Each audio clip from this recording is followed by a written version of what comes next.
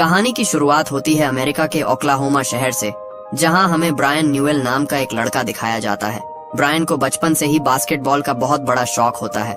उसका सबसे बड़ा सपना होता है अपने स्कूल की मशहूर टीम ईगल्स में शामिल होना, लेकिन उसके सामने दो बड़ी परेशानियां होती हैं। पहली, उसकी हाइट काफी छोटी होती है और दूसरी, उसमें बास्केटबॉल खेलने का कोई खास टैलेंट नहीं होता। इसी वजह से स्कूल में कोई भी उसे अपनी टीम में लेना पसंद नहीं करता। हर बार उसे सबसे आखिर में चुना जाता है। हालत तो ऐसी होती है कि उसे खिलाड़ी नहीं बल्कि सिर्फ टीम का हेल्पर बना दिया जाता है, मतलब पानी देने वाला लड़का। एक दिन मैच खत्म होने के बाद ब्रायन उदास होकर घर लौटता है। घर पहुंचते ही वो सीधे अपने सोफे पर गिर जाता है और टीवी पर अपने सबसे पसंदीदा खिलाड़ी केविन ड्यूरेंट का पुराना मैच देखने लगता है। ब्रायन के लिए केविन किसी हीरो से कम नहीं होता। वो उसकी हर मूवमेंट, हर शॉट और हर पास को बड़े ध्यान से देखता है। उसके दिल में बस यही उम्मीद होती है कि एक दिन वो भी अपने आइडल की तरह शानदार खिलाड़ी बनेगा। यही सपना उसे हर दिन मेहनत करने की ताकत देता है। इसलिए वो रोज अपने घर के बाहर ड्राइवे में घंटों प्रैक्टिस करता है। लेकिन सच्चाई ये होती है कि ब्रायन बास्केटबॉल में बेहद खराब होता है। उसके शॉट इतने बेकार होते हैं कि पास से खड़े होकर भी वो बॉल को बास्केट में नहीं डाल पाता। कभी बॉल रिंग से टकराकर बाहर निकल जाती तो कभी बैकबोर्ड तक नहीं पहुंचती। उसकी हालत देखकर उसकी छोटी बहन एशली को बहुत मजा आता है।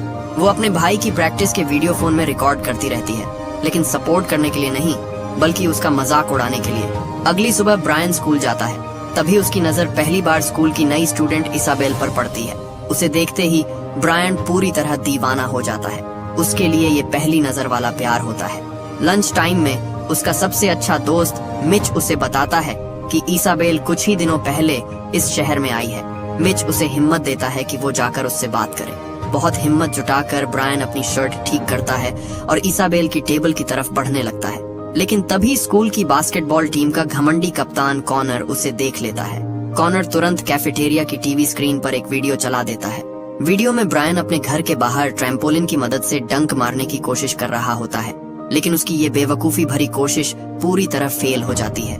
ब्रायन इतना ऊंचा उछल जाता है कि सीधा जाकर बास्केट पर उल्टा लटक जाता है। वो वहीं फंस जाता है और खुद को छुड़ा भी नहीं पाता। ये देखकर पूरा कैफेटेरिया जोर जोर से हंसने लगता है। सब लोग उसका मजाक उड़ाने लगते हैं। ब्रायन की इतनी बेइज्जती होती है कि वो इसाबेल से बात करने की हिम्मत ही नहीं जुटा पाता और शर्म से वहां से भाग जाता है। बाद में ब्रायन अपने कमरे में उदास बैठा होता है। वो खुद को पूरी तरह बेइज्जत महसूस कर रहा होता है। तभी उसके पिता, जो उसके कमरे में आते हैं, वो अपने बेटे का दुख समझ जाते हैं और उसे खुश करने की कोशिश करते हैं। वो उसे बताते हैं कि वो दोनों आज ब्रायन की पसंदीदा टीम थंडर का लाइव मैच देखने जाने वाले हैं। ये सुनते ही ब्रायन खुशी से पागल हो जाता है, क्योंकि उसके लिए अपने आइडल केविन ड्यूरेंट को सामने से खेलते देखना किसी सपने से कम नहीं होता। कुछ देर बाद दोनों एरिना पहुंच जाते हैं। मैच शुरू होता है और थंडर टीम का मुकाबला डेट्रॉइट पिस्टन्स से होता है। केविन ड्यूरेंट कोर्ट पर पूरी तरह छाया हुआ होता है। उसकी जबरदस्त स्किल की वजह से पहले हाफ तक थंडर 61-37 से काफी आगे निकल जाती है। केविन ऐसा खेल रहा होता है जैसे उसे कोई रोक ही नहीं सकता। फिर आता है हाफ टाइम। स्टेडियम की टीम दर्शकों के लिए एक मजेदार कॉन्टेस्ट रखती है। अनाउंसमेंट होती है कि ऑडियंस में से एक इंसान चुना जाएगा जिसे कोर्ट के बीच से बास्केट में शॉट मारना होगा। अगर शॉट लग गया तो उसे पूरे $20,000 मिलेंगे। थंडर का मैस्कॉट भीड़ में किसी को ढूंढने लगता है। तभी अचानक उसकी नजर ब्रायन पर पड़ती है और वही चुना जाता है। ये देखकर ब्रायन का दिल तेजी से धड़कने लगता है। वो घबराया हुआ कोर्ट की तरफ जाता है। हजारों लोगों के सामने खड़े होकर उसके हाथ कांपने लगते हैं। तभी उसके सामने खुद केविन ड्यूरेंट आ जाता है, जो उसका शॉट देखने के लिए वहीं खड़ा हो जाता है। ब्रायन बॉल उठाता है और शॉट मारने की तैयारी करता है, लेकिन तभी स्टैंड से उसे एक जानी पहचानी आवाज सुनाई देती है। वो कॉनर होता है, जो जोर जोर से उसका मजाक उड़ाने लगता है। वो चिल्लाकर कहता है कि ब्रायन कभी शॉट नहीं मार पाएगा। ये सुनकर ब्रायन और ज्यादा नर्वस हो जाता है। उसके हाथों में पसीना आने लगता है। फिर वो पूरी ताकत लगाकर बॉल को बास्केट की तरफ फेंकता है, लेकिन हमेशा की तरह उसका शॉट बहुत खराब निकलता है। बॉल बास्केट से काफी दूर निकल जाती है और जाकर सीधे थंडर के मैस्कॉट रंबल के सिर पर लगती है। बेचारा रंबल वहीं जमीन पर गिर पड़ता है। पूरा स्टेडियम हंसने लगता है। ब्रायन एक बार फिर सबके सामने बेइज्जत हो जाता है। इस बार तो उसके हीरो केविन ड्यूरेंट के सामने भी उदास होकर वो वापस अपनी सीट की तरफ जाने लगता है। लेकिन तभी रास्ते में खुद केविन ड्यूरेंट उसके पास आते हैं। केविन बड़े प्यार से बॉल पर अपना ऑटोग्राफ देते हैं और वो बॉल ब्रायन को दे देते हैं। साथ ही कहते हैं कि प्रैक्टिस करते रहो और कभी हार मत मानो। ब्रायन की खुशी का ठिकाना नहीं रहता। वो केविन से कहता है कि वो भी एक दिन उनकी तरह शानदार खिलाड़ी बनना चाहता है। तब केविन उसे एक बहुत अच्छी बात बताते हैं। वो कहते हैं कि अगर टैलेंट तुम्हारा साथ नहीं दे रहा तो मेहनत करके खुद टैलेंट बनाना पड़ता है। ब्रायन ये बात सुनकर बहुत खुश होता है और केविन को धन्यवाद कहता है। लेकिन तभी एक अजीब चीज होती है। जैसे ही दोनों एक साथ बॉल को पकड़ते हैं, अचानक एक रहस्यमयी इलेक्ट्रोमैग्नेटिक एनर्जी केविन से निकलकर ब्रायन के शरीर में चली जाती है। दोनों को हल्का सा झटका महसूस होता है, लेकिन वो सोचते हैं कि शायद ये सिर्फ स्टैटिक इलेक्ट्रिसिटी होगी, इसलिए दोनों इस बात को नजरअंदाज कर देते हैं। ब्रायन खुशी खुशी ऑटोग्राफ वाली बॉल लेकर वापस अपनी सीट पर बैठ जाता है। अगली सुबह जब वो उठता है तब रेडियो पर स्पोर्ट्स न्यूज चल रही होती है। उसमें बताया जाता है कि थंडर टीम वो मैच हार गई। सबसे चौंकाने वाली बात ये होती है कि दूसरे हाफ में केविन ड्यूरेंट अचानक बहुत खराब खेलने लगे थे। वो हर शॉट मिस कर रहे थे, हर पास गलत जा रहा था और उनका खेल पूरी तरह बिगड़ चुका था। ये खबर थोड़ी अजीब जरूर लगती है, लेकिन ब्रायन अभी भी इस बात से खुश होता है कि वो अपने आइडल से मिल पाया और उसे उनकी साइन की हुई बॉल मिली। फिर वो स्कूल जाने के लिए तैयार होने लगता है। तभी बाथरूम में कपड़े बदलते वक्त बिना सोचे समझे वो अपने गंदे कपड़े दूर रखी लॉन्ड्री बास्केट की तरफ फेंक देता है और हैरानी की बात ये होती है कि कपड़े सीधा जाकर बास्केट में गिर जाते हैं। ब्रायन कुछ पल के लिए चौंक जाता है, लेकिन फिर सोचता है कि शायद ये बस किस्मत रही होगी। स्कूल में साइंस क्लास के दौरान भी उसके साथ अजीब चीजें होने लगती हैं। तभी मिच उसे बताता है कि कॉनर ने थंडर वाले मैच में उसके फेल शॉट का वीडियो रिकॉर्ड कर लिया था और अब वो वीडियो पूरे स्कूल में वायरल हो चुका है। ये सुनकर ब्रायन फिर से शर्मिंदा महसूस करने लगता है, लेकिन तभी अचानक उसके साथ कुछ ऐसा होने वाला होता है जो उसकी पूरी जिंदगी बदल देगा। अचानक ब्रायन के हाथ में रखा इंसानी शरीर का मॉडल वाला लीवर उसकी उंगली पर घूमने लगता है और वो भी बिल्कुल किसी प्रोफेशनल बास्केटबॉल प्लेयर की तरह। ब्रायन और मिच दोनों ये देखकर हैरान रह जाते हैं। कुछ देर बाद ब्रायन को एहसास होता है कि वो अब अपनी उंगली पर लगभग कोई भी चीज आसानी से घुमा सकता है। उसी रात ब्रायन, एशली और मिच के साथ शहर के पार्क में जाता है। वहाँ एक छोटे से कार्निवल गेम स्टॉल पर उसकी मुलाकात इसाबेल और कॉनर से होती है। उस स्टॉल में बास्केटबॉल वाला गेम लगा होता है, जहाँ बॉल को बास्केट में डालने पर इनाम में एक बड़ा पांडा टॉय मिलता है। कॉनर इसाबेल को इम्प्रेस करने के लिए शॉट मारने की कोशिश करता है, लेकिन मजे की बात ये होती है कि वो एक भी शॉट नहीं डाल पाता। ये देखकर ब्रायन हंसने लगता है। कॉनर को ये बात बिल्कुल पसंद नहीं आती। गुस्से में वो ब्रायन को चैलेंज देता है कि अगर उसमें दम है तो वो करके दिखाए। ब्रायन तुरंत चैलेंज मान लेता है। कॉनर को पूरा यकीन होता है कि ब्रायन फिर से बेइज्जत होगा, लेकिन इस बार कुछ अलग होता है।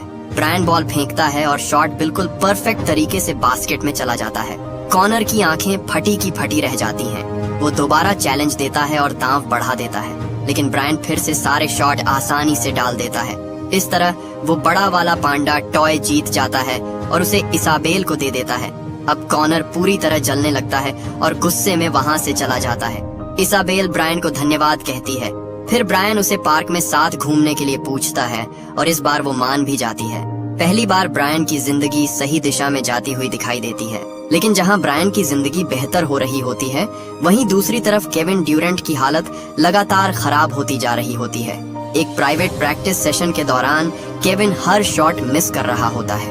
उसका मैनेजर एलन भी ये देखकर परेशान हो जाता है। केविन सोचता है कि शायद वो सिर्फ खराब फॉर्म से गुजर रहा है। उसे बिल्कुल भी अंदाजा नहीं होता कि उसका बास्केटबॉल टैलेंट किसी जादुई तरीके से ब्रायन के अंदर चला गया है। उधर ब्रायन अपनी नई ताकतों का फायदा उठाने लगता है। वो फिर से अपने घर के बाहर प्रैक्टिस करता है, लेकिन इस बार हर शॉट सीधा बास्केट में जाता है। अब तो वो बिना ट्रैम्पोलिन के भी आसानी से डंक मारने लगता है। ब्रायन को भरोसा हो जाता है कि आखिरकार उसे अपना टैलेंट मिल गया है।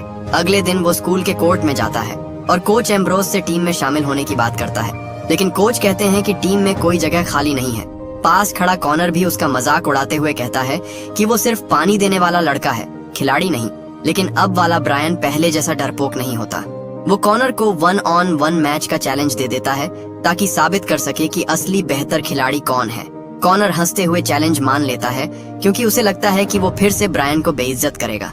लेकिन जैसे ही गेम शुरू होता है, ब्रायन बिजली जैसी स्पीड से कॉनर से बॉल छीन लेता है और तुरंत शानदार बास्केट कर देता है।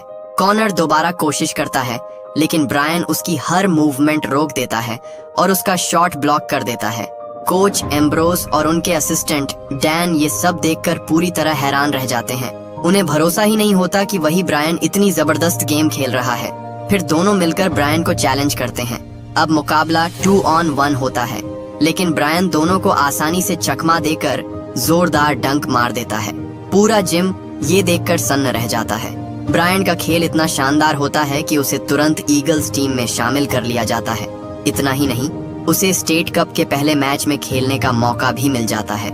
मैच शुरू होने से पहले ब्रायन स्टैंड्स की तरफ देखता है।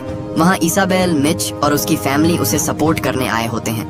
ब्रायन बहुत नर्वस होता है, लेकिन जैसे ही गेम शुरू होता है वो बॉल पकड़ते ही अपने साथी खिलाड़ी को एकदम परफेक्ट पास देता है और ईगल्स पहला पॉइंट स्कोर कर लेते हैं। अगले अटैक में ब्रायन बॉल मांगता है, लेकिन कॉनर जलन की वजह से खुद ही हीरो बनने की कोशिश करता है। वो ब्रायन को पास नहीं देता और अकेले खेलने लगता है, लेकिन उसकी ये चाल उल्टी पड़ जाती है। वो बॉल खो देता है और दूसरी टीम स्कोर बराबर कर देती है। ये देखकर कोच एम्ब्रोस गुस्से से आग बबूला हो जाते हैं। वो कॉर्नर पर चिल्लाते हैं और साफ कह देते हैं कि अब से बॉल ब्रायन को पास करनी होगी। मैच अपने आखिरी सेकंड्स में पहुंच चुका होता है और दोनों टीमों का स्कोर बराबर होता है। तभी ब्रायन बॉल पकड़ता है, हवा में ऊंची छलांग लगाता है और एक जबरदस्त डंक मारकर बजर बजने से ठीक पहले विनिंग पॉइंट स्कोर कर देता है। पूरा स्टेडियम खुशी से चिल्लाने लगता है। इस शानदार जीत के बाद ब्रायन टीम का रेगुलर खिलाड़ी बन जाता है। देखते ही देखते वो पूरे स्कूल का नया स्टार बन जाता है। हर तरफ उसी की चर्चा होने लगती है। बाद में ब्रायन अपने दोस्त मिच के साथ जीत का जश्न मनाने गो कार्ट ट्रैक पर जाता है। वहीं उसकी मुलाकात फिर से इसाबेल से हो जाती है, जो रेस कर रही होती है। ब्रायन बिना समय गंवाए अपनी कार तेज भगाता है और शानदार ड्राइविंग करते हुए उसके बराबर पहुंच जाता है। इसाबेल उसे देखकर खुश हो जाती है। फिर वो मजाक मजाक में ब्रायन को रेस का चैलेंज देती है। जो जीतेगा दूसरा उसके स्नैक्स का पैसा देगा। ब्रायन तुरंत चैलेंज मान लेता है, लेकिन अब उसके अंदर जरूरत से ज्यादा कॉन्फिडेंस आ चुका होता है। रेस के दौरान वो इसाबेल के सामने हीरो बनने की कोशिश करने लगता है। इसी चक्कर में उसका ध्यान भटक जाता है और उसकी कार सीधा टायरों की दीवार से टकरा जाती है। उधर जहां ब्रायन की जिंदगी लगातार बेहतर हो रही होती है, वहीं दूसरी तरफ केविन ड्यूरेंट की हालत दिन ब दिन खराब होती जा रही होती है। उसका पूरा करियर संकट में पड़ जाता है।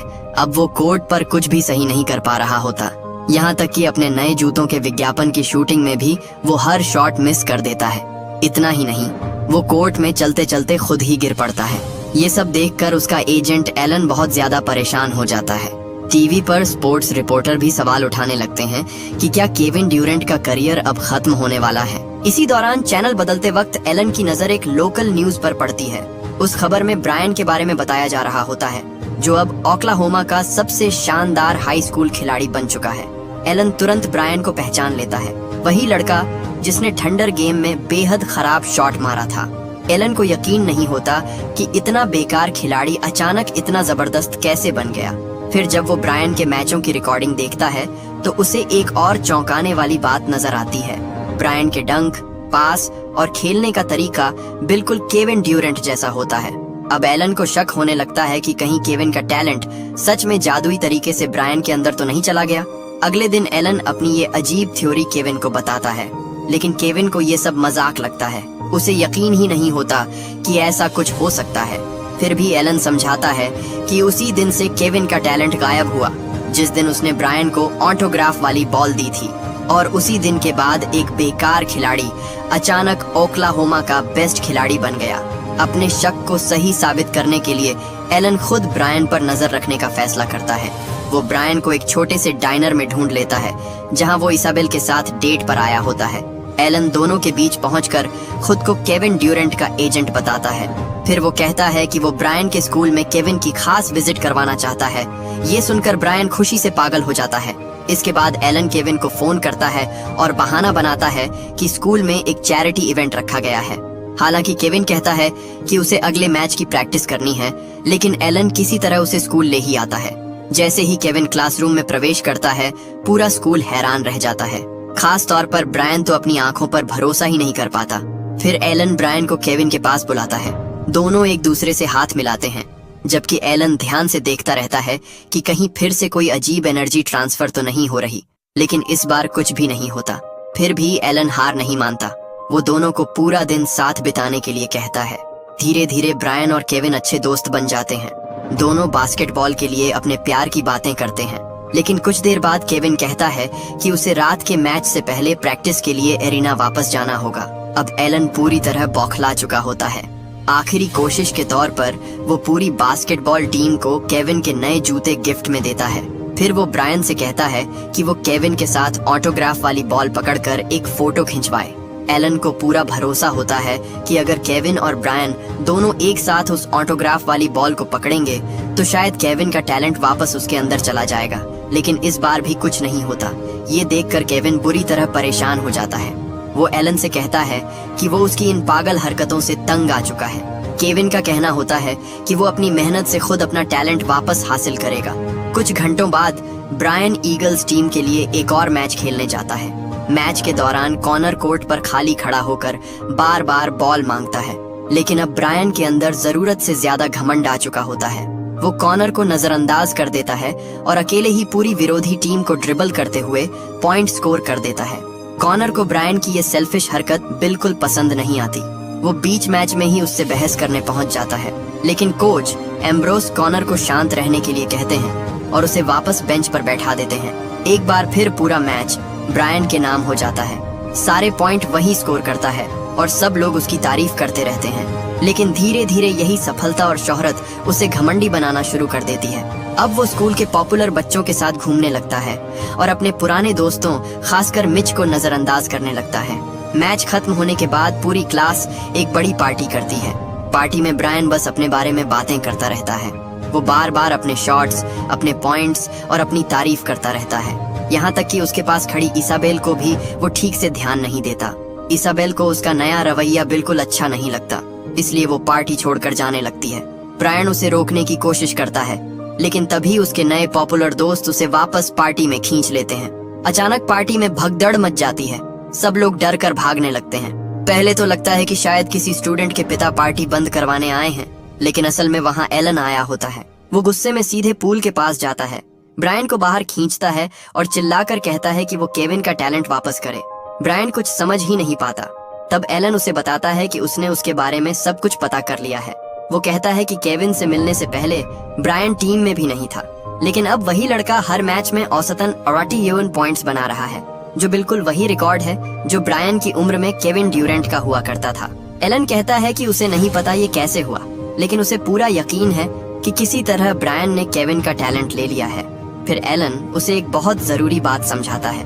वो कहता है कि ये सारी सफलता किसी काम की नहीं, अगर उसकी वजह से एक अच्छा इंसान सब कुछ खो दे जिसने अपनी पूरी जिंदगी मेहनत करके ये मुकाम हासिल किया हो। एलन की ये बातें ब्रायन के दिल पर सीधा असर करती हैं। वो पहली बार सोचने लगता है कि शायद सच में कुछ गलत हो रहा है। अगली सुबह स्कूल में ईगल्स टीम के सम्मान में एक बड़ा कार्यक्रम रखा जाता है। पूरा स्कूल खुशी मना रहा होता है क्योंकि 30 साल बाद पहली बार ईगल्स टीम स्टेट चैंपियनशिप के फाइनल में पहुंची होती है। स्टेज पर कोच एम्ब्रोस टीम के सभी खिलाड़ियों की तारीफ करते हैं और इस ऐतिहासिक जीत के लिए उन्हें धन्यवाद देते हैं। फिर वो एक एक करके सभी खिलाड़ियों को स्टेज पर बुलाने लगते हैं ताकि पूरा स्कूल उनका स्वागत कर सके। ब्रायन भी अपने नाम का इंतजार कर रहा होता है, लेकिन तभी उसकी नजर भीड़ में खड़ी इसाबेल पर पड़ती है। इसाबेल लाइब्रेरी की तरफ जा रही होती है। ब्रायन तुरंत उसके पीछे भागता है और उससे बात करने की कोशिश करता है। वो उससे माफी मांगना चाहता है, लेकिन इसाबेल कहती है कि उसे ब्रायन की चिंता हो रही है। वो कहती है कि बास्केटबॉल की ये सफलता उसे पूरी तरह बदल चुकी है और वो बदलाव बिल्कुल अच्छा नहीं है। लेकिन ब्रायन अभी भी अपने घमंड में डूबा हुआ होता है। वो इसाबेल से कहता है कि उन दोनों की मुलाकात ही बास्केटबॉल की वजह से हुई थी। अगर उसके पास ये टैलेंट नहीं होता तो शायद इसाबेल कभी उसकी तरफ देखती भी नहीं। ये बात सुनकर इसाबेल को बहुत बुरा लगता है। वो ब्रायन से कहती है कि स्कूल के पहले ही दिन से उसे ब्रायन पसंद था, लेकिन वो पुराना वाला ब्रायन जो सच्चा और अच्छा इंसान था, अब जो इंसान वो बन चुका है उसे वो बिल्कुल पसंद नहीं करती। इतना कहकर इसाबेल वहाँ से चली जाती है। अब पहली बार ब्रायन को एहसास होता है कि उसने अपनी सफलता के चक्कर में अपने दोस्तों और इसाबेल को खुद से दूर कर दिया है। काफी देर सोचने के बाद आखिरकार वो सही फैसला लेता है। वो तुरंत एलन को फोन करता है और कहता है कि वो केविन ड्यूरेंट का टैलेंट वापस लौटाना चाहता है। एलन बिना देर किए उसे एरिना ले जाता है, जहां केविन अकेले प्रैक्टिस कर रहा होता है, लेकिन हालत अब भी वही होती है। केविन हर शॉट मिस कर रहा होता है। एलन दोनों को कोर्ट पर आमने सामने खेलने के लिए कहता है, ताकि एक बार फिर साबित हो सके कि केविन का टैलेंट सच में ब्रायन के अंदर चला गया है। केविन ये चैलेंज मान लेता है। गेम शुरू होते ही उसे एहसास हो जाता है कि ब्रायन अब सिर्फ अच्छा खिलाड़ी नहीं रहा, बल्कि वो केविन के सबसे मुश्किल सिग्नेचर शॉट्स भी आसानी से मार सकता है। अब एलन को पूरा यकीन हो जाता है कि उसकी थ्योरी सही थी। इसके बाद वो दोनों से कहता है कि वो ऑटोग्राफ वाली बॉल को पकड़ें और वही बातें दोहराएं जो उन्होंने पहली मुलाकात के दिन कही थी। दोनों ऐसा करते हैं, लेकिन फिर भी कुछ नहीं होता। केविन का टैलेंट वापस नहीं आता। एलन हार नहीं मानता। वो अलग अलग तरीके आजमाने लगता है। कभी स्टैटिक इलेक्ट्रिसिटी बनाने की कोशिश करता है, कभी मैग्नेटिक चीजों का इस्तेमाल करता है, लेकिन हर बार नाकामी ही हाथ लगती है। आखिर में केविन ब्रायन को धन्यवाद कहता है। वो कहता है कि कम से कम ब्रायन ने सच बोलने और मदद करने की कोशिश तो की। फिर दोनों एक दूसरे को अगले मैच के लिए गुड लक कहते हैं। रात होते ही थंडर का मैच शुरू होने वाला होता है। उधर ब्रायन इसाबेल के घर पहुंचता है ताकि उससे माफी मांग सके। वो इसाबेल को पूरी सच्चाई बता देता है। ब्रायन कहता है कि उसे ये सारी सफलता डिजर्व नहीं थी, क्योंकि उसने किसी तरह केविन ड्यूरेंट का टैलेंट चुरा लिया है। पहले तो इसाबेल को उसकी बात पर यकीन नहीं होता। तब ब्रायन उसे थंडर गेम वाली रिकॉर्डिंग दिखाता है, जिसमें उसका गलत शॉट जाकर टीम के मैस्कॉट रंबल को लगता है। ब्रायन समझाता है कि उस हादसे से पहले वो स्कूल का सबसे खराब खिलाड़ी था, लेकिन उसके बाद अचानक ईगल्स का स्टार बन गया। फिर भी इसाबेल समझ नहीं पाती कि एक इंसान का टैलेंट दूसरे इंसान में कैसे जा सकता है। दोनों मिलकर जवाब ढूंढने की कोशिश करते हैं। तभी ब्रायन एक बार फिर वही वीडियो देखने लगता है और अचानक उसे कुछ याद आता है। वो ध्यान देता है कि पहले उसने बॉल फेंककर रंबल को मारा था, उसके बाद ही उसने केविन से हाथ मिलाया था। तभी उसके दिमाग में एक आइडिया आता है। ब्रायन तुरंत अपनी बाइक उठाता है और पूरी स्पीड में स्टेडियम की तरफ निकल पड़ता है, जहां थंडर का मैच शुरू होने वाला होता है। उधर केविन कोर्ट पर अपनी जिंदगी का सबसे खराब दौर झेल रहा होता है।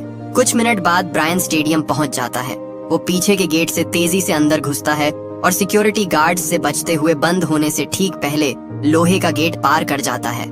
आखिरकार वो स्टेडियम के अंदर पहुंच जाता है और बेंच पर बैठे केविन को ढूंढ लेता है। ब्रायन उत्साहित होकर कहता है कि उसे आखिरकार टैलेंट वापस लाने का तरीका मिल गया है। वो याद दिलाता है कि पहली बार उसने रंबल को बॉल से मारा था और उसके बाद ही केविन से हाथ मिलाया था। तभी उसकी नजर पास खड़े मैस्कॉट रंबल पर पड़ती है। ब्रायन फिर से ऑटोग्राफ वाली बॉल जोर से फेंकता है और बॉल सीधे जाकर रंबल के सिर पर लगती है। बेचारा रंबल फिर से जमीन पर गिर जाता है। इसके बाद ब्रायन और केविन दोनों ऑटोग्राफ वाली बॉल पकड़कर हाथ मिलाते हैं, लेकिन इस बार ब्रायन कहता है कि उन्हें अपनी लाइनें बदलनी होंगी। तब केविन कहता है, काश मेरे पास ब्रायन का टैलेंट होता। और ब्रायन जवाब देता है, अगर टैलेंट साथ नहीं दे तो मेहनत करके टैलेंट हासिल करना पड़ता है। इतना कहते ही बॉल के अंदर से एक जबरदस्त इलेक्ट्रिक स्पार्क निकलता है। उस जबरदस्त इलेक्ट्रिक स्पार्क के साथ आखिरकार ब्रायन का लिया हुआ बास्केटबॉल टैलेंट वापस केविन ड्यूरेंट के अंदर चला जाता है। इसके तुरंत बाद केविन दोबारा कोर्ट पर उतरता है और जैसे ही गेम शुरू होता है, सबको समझ आ जाता है कि असली केविन ड्यूरेंट वापस आ चुका है। वो लगातार शानदार शॉट्स मारता है, जबरदस्त डंक करता है और अकेले ही पूरा मैच पलट देता है। आखिर में थंडर मैच जीत जाती है। साइड लाइन पर खड़ा ब्रायन ये सब देखकर खुश हो जाता है, लेकिन वो ये भी जानता है कि अब उसके पास कोई जादुई टैलेंट नहीं बचा। अगली सुबह वो अपने घर के बाहर फिर से प्रैक्टिस करने जाता है। वो बॉल को बास्केट में डालने की कोशिश करता है, लेकिन पहले की तरह फिर से शॉट मिस हो जाता है। अब उसका टैलेंट पूरी तरह जा चुका होता है। स्कूल पहुंचकर ब्रायन सबसे पहले मिच और अपने पुराने दोस्तों से मिलता है। वो उनसे अपने घमंडी व्यवहार के लिए माफी मांगता है और कहता है कि उसे उन्हें नजरअंदाज नहीं करना चाहिए था। उसके दोस्त उसकी माफी स्वीकार कर लेते हैं, क्योंकि उन्हें अपना पुराना वाला ब्रायन वापस मिल चुका होता है। कुछ देर बाद इसाबेल भी ब्रायन से बात करने आती है। वो कहती है कि उसने स्टेडियम में उसे केविन के साथ देखा था और उसके तुरंत बाद केविन का टैलेंट वापस आ गया। अब उसे यकीन हो जाता है कि ब्रायन सच बोल रहा था। इस तरह दोनों के बीच फिर से सब ठीक हो जाता है, लेकिन अब ब्रायन के सामने सबसे बड़ी मुश्किल खड़ी होती है। उसे स्टेट फाइनल खेलना है और इस बार उसके पास कोई जादुई टैलेंट नहीं है। फिर भी वो अपनी टीम को निराश नहीं करना चाहता। वो फैसला करता है कि चाहे कुछ भी हो जाए, वो मैच जरूर खेलेगा। आखिरकार फाइनल मैच का दिन आ जाता है। पूरा एरिना दर्शकों से भरा हुआ होता है। ईगल्स टीम पूरे भरोसे के साथ कोर्ट पर उतरती है, क्योंकि सभी को लगता है कि ब्रायन उन्हें जीत दिला देगा। लेकिन किसी को नहीं पता होता कि उसका टैलेंट वापस जा चुका है। मैच शुरू होते ही टीम अटैक करती है। कॉनर बॉल ब्रायन को पास करता है ताकि वो पॉइंट स्कोर कर सके, लेकिन ब्रायन जानता होता है कि अब वो पहले जैसा खिलाड़ी नहीं रहा। घबराहट में वो बॉल वापस फेंक देता है और बॉल सीधा आउट ऑफ बाउंड्स चली जाती है। ये देखकर पूरी टीम हैरान रह जाती है। स्थिति और खराब तब हो जाती है जब ब्रायन एक आसान शॉट भी मिस कर देता है। धीरे धीरे दूसरी टीम बड़ा लीड बना लेती है। पहले हाफ के खत्म होने तक स्कोर 47-31 हो जाता है और ईगल्स बुरी तरह पीछे चल रही होती है। आखिरी सेकंड में कॉनर एक शानदार शॉट मारकर स्कोर 47-33 तक लाता है। फिर रेफरी टाइम आउट घोषित कर देता है। लॉकर रूम में कोच एम्ब्रोस ब्रायन से पूछते हैं कि आखिर उसके साथ हो क्या रहा है। ब्रायन बात छिपाने की कोशिश करता है और कहता है कि बस उसका दिन खराब चल रहा है। वो कोच से कहता है कि उसे बेंच पर बैठा दिया जाए क्योंकि वो पूरी टीम को नुकसान पहुंचा रहा है, लेकिन कोच उसे खेलने के लिए ही कहते हैं। वो ब्रायन से कहते हैं कि टीम को उसकी जरूरत है और उसे अपना बेस्ट देना होगा। ब्रायन बिना किसी उम्मीद के वापस कोर्ट पर लौटता है, लेकिन तभी उसकी नजर स्टैंड्स में बैठी दो खास लोगों पर पड़ती है। वहाँ एलन और खुद केविन ड्यूरेंट उसे सपोर्ट करने आए होते हैं। अपने आइडल को देखकर ब्रायन के अंदर फिर से हिम्मत आ जाती है। वो पूरी टीम को अपने पास बुलाता है। हालांकि अब उसके पास कोई जादुई टैलेंट नहीं होता, लेकिन उसने केविन के गेम की हजारों वीडियो देखकर बहुत कुछ सीखा होता है। वो अपनी सारी स्ट्रेटेजी टीम को समझाता है। ब्रायन कहता है कि अब सबको अकेले खेलने के बजाय टीम वर्क पर ध्यान देना होगा। टीम उसके प्लान को मान लेती है। फिर आखिरी क्वार्टर शुरू होता है। धीरे धीरे ईगल्स की नई स्ट्रेटेजी काम करने लगती है। सभी खिलाड़ी मिलकर बॉल पास करते हैं और स्कोर का अंतर कम होने लगता है। उधर ब्रायन भी पूरी मेहनत से डिफेंस संभालता है। वो पॉइंट्स तो नहीं बना रहा होता, लेकिन विरोधी खिलाड़ियों को रोक रहा होता है, बॉल चुरा रहा होता है और शानदार पास दे रहा होता है। अब मैच के आखिरी कुछ सेकंड बचते हैं। स्कोर 60-60 होता है और ईगल्स 2 पॉइंट से पीछे होती है। तभी टीम आखिरी बार बॉल अपने कब्जे में लेती है। बॉल आखिरकार ब्रायन के हाथों में आ जाती है। स्टैंड से केविन जोर से चिल्लाता है कि वो आगे बढ़े और अपनी जिंदगी का सबसे बड़ा मौका मिस न करे। ब्रायन विरोधी टीम के इलाके तक पहुंचता है। वो बॉल पास करने की कोशिश करता है, लेकिन सामने जबरदस्त डिफेंस खड़ा होता है। कोर्ट पर सिर्फ वही एक खिलाड़ी खुला होता है। फिर भी वो बॉल कॉनर को पास कर देता है, लेकिन कॉनर भी तुरंत गिर जाता है। कॉनर बॉल वापस ब्रायन को लौटा देता है। अब गेम खत्म होने में सिर्फ 4 सेकंड बचे होते हैं। ब्रायन के पास अब कोई दूसरा रास्ता नहीं होता। वो दूर से ही आखिरी शॉट मार देता है। उसी समय बजर बज जाता है और पूरी भीड़ सांस रोककर बॉल को हवा में उड़ते हुए देखती है और फिर आखिरी सेकंड में बॉल सीधा बास्केट के अंदर चली जाती है। ईगल्स मैच जीत जाती है। पूरा स्टेडियम खुशी से झूम उठता है। सभी खिलाड़ी भागकर ब्रायन के पास आते हैं क्योंकि उसने बिना किसी जादुई टैलेंट के सिर्फ मेहनत और समझदारी से टीम को जीत दिलाई होती है। कुछ दिनों बाद ब्रायन फिर से केविन ड्यूरेंट से मिलता है। दोनों एक दूसरे को हर मदद के लिए धन्यवाद कहते हैं। फिर केविन ब्रायन को अपने साथ कोर्ट पर प्रैक्टिस करने का न्योता देता है। ब्रायन मुस्कुराकर कहता है कि वो घर पर पहले से ही बहुत मेहनत कर रहा है और इसी के साथ फिल्म हमें एक बहुत अच्छी सीख देती है। नेचुरल टैलेंट जरूर काम आता है, लेकिन असली मेहनत और लगन से बड़ी कोई चीज नहीं होती। तो आपको ये फिल्म कैसी लगी?